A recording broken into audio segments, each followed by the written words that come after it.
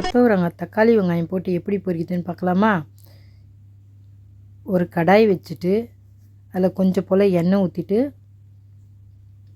கடுகு உளுந்து பருப்பு வதக்கிடணும். இந்த மாதிரி நல்லா வதங்கிடுச்சா, வதங்கினோடனே வெங்காயம் போடணும். வெங்காயத்தையும் போட்டு வதக்கிட்டு கறிவேப்பிலை சேர்த்துக்கணும். அதையும் சேர்த்து வதக்கிடணும். இப்போ தக்காளி அதையும் சேர்த்து வதக்கிடணும். வதங்கின உடனே நம்ம அரிஞ்சு வச்ச கொத்தவரங்காய் எடுத்து அதில் கொட்டிடணும். நல்லா இதை மாதிரி வதக்கிட்டோம்னா எண்ணெயிலே பாதி வெந்துடும். வதக்கிட்டு இப்போ வதங்கிடுச்சு. இப்போ மிளகாய்த்தூள் அதிலே சேர்த்துருங்க. உப்பு அதிலே சேர்த்துட்டிங்களா?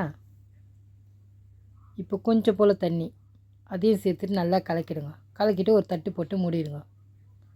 அவ்வளோதான், கொத்தவரங்காய் வெந்துடுச்சு, ரெடி ஆயிடுச்சு. சாப்பிட்டு பார்த்துட்டு எப்படி இருக்குன்னு சொல்லுங்கள். நீங்களும் செஞ்சு பாருங்கள். லைக் பண்ணுங்கள், ஷேர் பண்ணுங்கள், மறக்காமல் நம்ம சேனலுக்கு சப்ஸ்கிரைப் பண்ணுங்கள். தேங்க்ஸ் ஃபார் வாட்சிங்.